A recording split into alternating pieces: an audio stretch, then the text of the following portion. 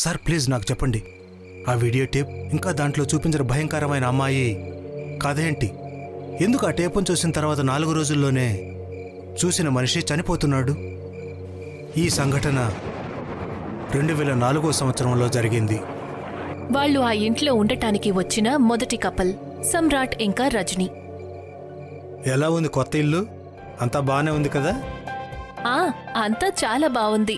మన బేబీ వచ్చిన తరువాత తను కూడా ఈ ఇంటి వాకిట్లో చక్కగా ఆడుకుంటుంది. అరే లేదు లేదు, వాకిట్లో కాదు. వాకిట్లో అయితే నా ప్రాణాలు 2 ఉంటాయి. సమ్రాట్, నువ్వింకా నీ గుర్రాల గురించి ఆలోచిస్తున్నావా? బిడ్డ గురించి ఆలోచించవా? అరే ఎందుకు కోపడుతున్నావు? బేబీ వచ్చిన తర్వాత అంతా అడ్జస్ట్ అయిపోతుంది. ముందు తననే రానివ్వు. సమ్రాట్ తన ఇంటి లాన్లోని ఒక అస్తబల్ని తయారు చేయించి అందులో 2 గుర్రాలను కట్టేస్తాడు. చాలా ఆశ్చర్యకరమైన విషయం, తను తన భార్య కంటే ఎక్కువగా తన గుర్రాలకి సమయాన్ని కేటాయిస్తాడు. కొన్ని నెలల తరువాత రజనీకి ఒక ఆడపిల్ల పుడుతుంది. సమ్రాట్, చూడు మన అమ్మాయి ఎంత ముద్దుగా ఉందో కదా, మనం తనకి ఏం పేరు పెడదాం? నువ్వేదైనా ఒక మంచి పేరు ఆలోచించు. నేను గుర్రాలకి గడ్డి వేసొస్తాను. ఈయనింకా అలాగే ఉన్నారు. ఈయన ఇక ఎప్పటికీ మారరనిపిస్తోంది. ఇక అదే విధంగా కొన్నేళ్లు గడుస్తాయి. రజనీ తన అమ్మాయికి మెహక్ అని పేరు పెడుతుంది. తనిప్పుడు 12 ఏళ్ల వయసుకి వస్తుంది. మెహక్తో పాటు ఆడుకోవడానికి అక్కడ పిల్లలెవరూ లేరు. అందుకని తను ఎప్పుడూ కూడా ఇంటి వెనుక ఉన్న శ్మశానంలోకి వెళ్లేది. అలా ఒకరోజు రాత్రి, అరే సాయంత్రం 7 అయిపోయింది, మెహక్ ఇంకా ఇంటికి రాలేదు, తనకేమైనా అయ్యిందా ఏంటి అని ఆలోచిస్తూ రజని ఇంటి వెనుక ఉన్న శ్మశానంలోకి వెళ్తుంది. అక్కడేదైతే జరుగుతుందో అది చూసిన తరువాత భయంతో తన కళ్ళు అలాగే ఉండిపోతాయి. మెహక్ ఒక సమాధి దగ్గర కూర్చుని దానికి చెవి పెట్టి ఏదో వింటూ ఉంటుంది. మెహక్, నువ్వు ఏం చేస్తున్నావు? దానికి మెహక్ ఇలా అంటుంది, మమ్మీ, దాని లోపల నా స్నేహితురాలుంది, నేను తనతో మాట్లాడుతున్నాను. ఏం మాట్లాడుతున్నావు నువ్వు? చనిపోయిన వాళ్ళెప్పుడు మాట్లాడరు, అర్థమైందా? లేదు, తను నాతో మాట్లాడింది. తను తన పేరు ఫేజు అని చెప్పింది. తను అన్న మాట విన్న తర్వాత రజనీకి చాలా కోపం వస్తుంది. పదిక్కడ్నుంచి, ఇటువంటి జోకులు నాకు అస్సలు నచ్చవు. రజని తనని ఇంటికి తీసుకువెళ్తుంది. తనని గదిలోకి పంపిస్తూ, ఇక నువ్వు సైలెంట్గా పడుకో, ఇక మీదట ఎప్పుడు ఇటువంటి జోకులు వెయ్యొద్దు. ఆ తర్వాత మెహక్ వెళ్లి మంచం మీద పడుకుంటుంది.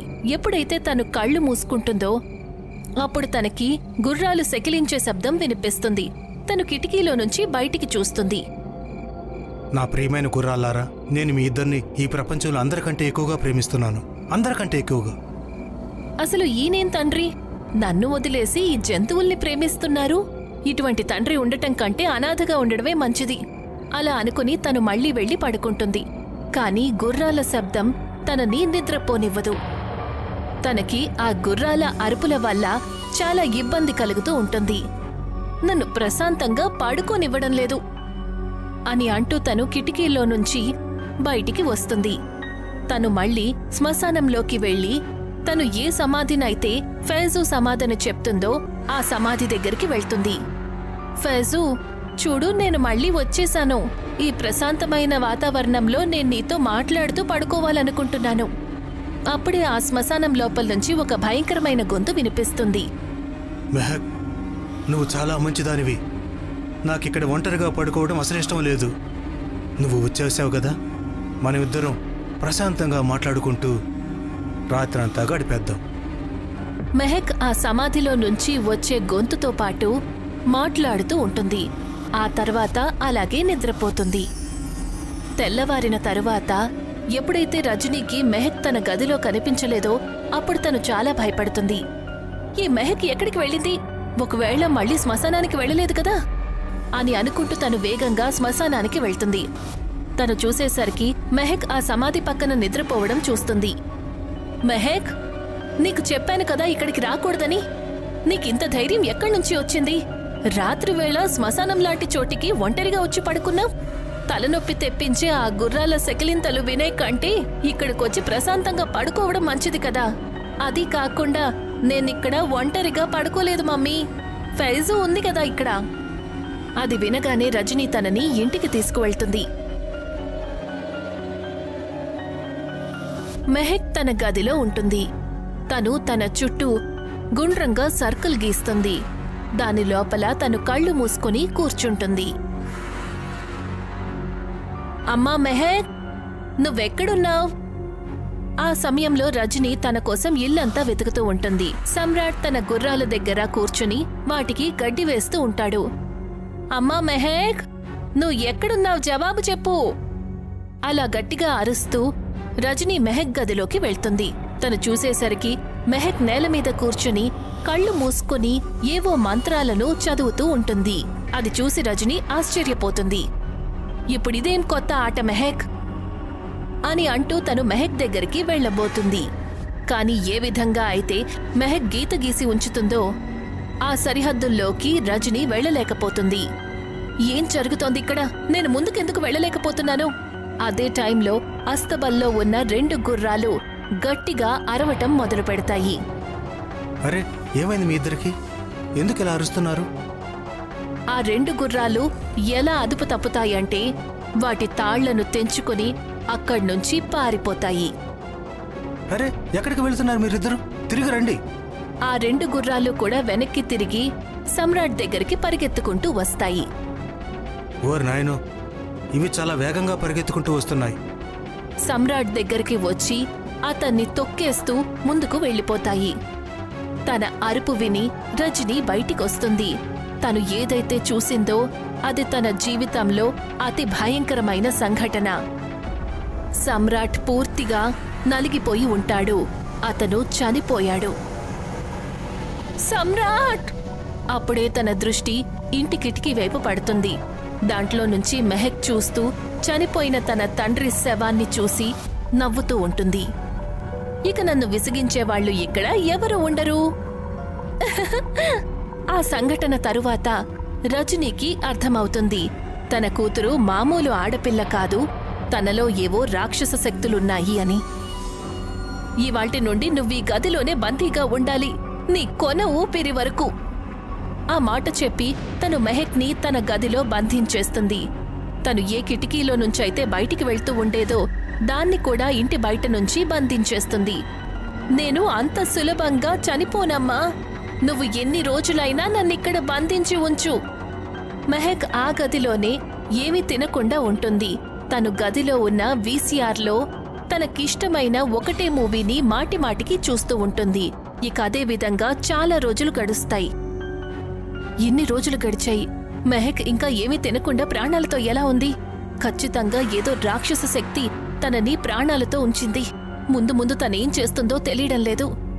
ఇక నేను ఆగలేను అని అనుకుంటూ తను తలుపు తెరుస్తుంది. మెహక్ ఇంకా టీవీ ముందు కూర్చునే ఉంటుంది. అమ్మా మెహక్, పద, నేను నీకు ఒకటి చూపించాలి. లేదు మమ్మీ, నేను ఇక్కడే ఉంటాను, నాకీ మూవీ చూడాలనుంది. రజని చూసేసరికి మూవీ చాలా భయంకరంగా ఉంటుంది. తనని బలవంతంగా ఇంట్లో నుంచి బావి దగ్గరికి తీసుకువెళ్తుంది.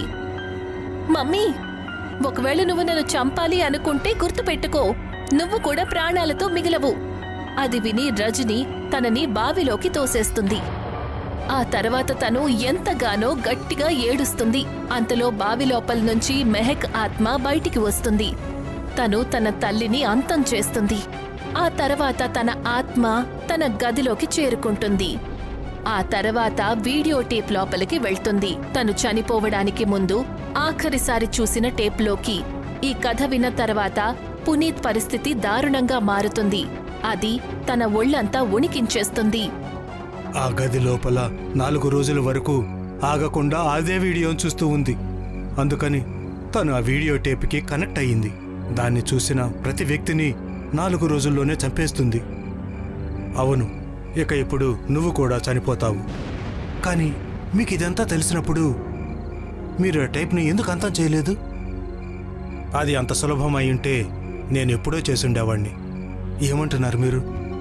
నువ్వే స్వయంగా ప్రయత్నించి చూడు. పునీత్ ఎదురుగా మండుతున్న చిమినీ మంటల్లో ఆ వీడియో టేప్ని విసిరేస్తాడు. కాని అప్పుడే మంటలు ఆరిపోతాయి.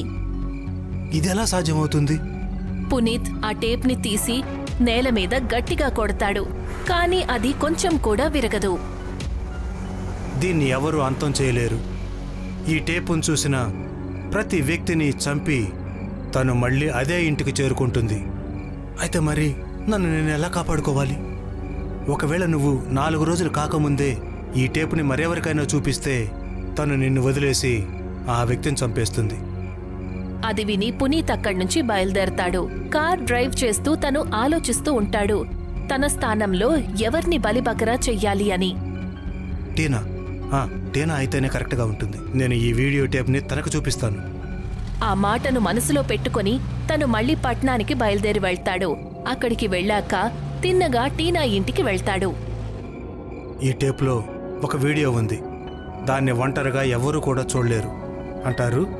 ఎవరైతే దీన్ని ఒంటరిగా చూస్తారో వాళ్ళు సగం సినిమాలోనే లేచి పారిపోతారట. పిరికి పందలైతే పారిపోతారు. నేను దీన్ని పూర్తిగా చూస్తాను, అది కూడా భయపడకుండా.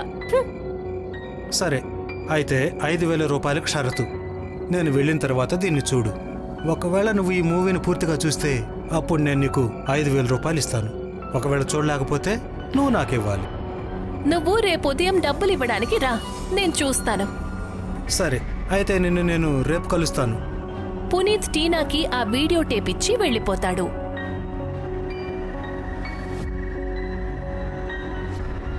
సుమారు 11 గంటలకు టీనా ఆ వీడియో టేప్ని ప్లే చేస్తుంది. ఏం చెత్త మూవీ ఇది! భయపెట్టకుండా హారర్ మూవీ అట. తను పూర్తి మూవీని చాలా సులభంగా చూసేస్తుంది. ఆ తర్వాత తన కాళ్ల దగ్గరికి ఒక చీటి వచ్చి పడుతుంది. దాన్ని తన అస్సలు పట్టించుకోదు.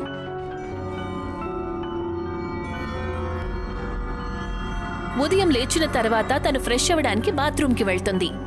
బాత్ టబ్లో స్నానం చేస్తూ ఉంటుంది. ఓ గాడ్, ఈ నీళ్ళివాళ ఎందుకింత చల్లగా ఉన్నాయి?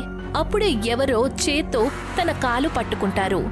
మెహక్ ఆ వీడియో టేప్లో ఉన్న భయంకరమైన రూపంలో టబ్ లోపల ఉంటుంది. తను టీనాని అంతం చేసేస్తుంది. బాత్ టబ్లో నీళ్లన్నీ కూడా రక్తంతో ఎర్రగా మారిపోతాయి. ఆ తర్వాత మెహక్ మాయమైపోతుంది. ఆ వీడియో టేప్ కూడా మళ్ళీ అదే ఇంటికి మెహక్ గదిలోకి చేరుకుంటుంది. ఆ వీసీఆర్ మీద అది ముందు ఎక్కడ పెట్టుందో అక్కడికి. మీరు ఆ ఇంటికి వెళ్ళి ఒకసారి ఆ వీడియో టేప్ని చూసే ధైర్యం చెయ్యగలరా?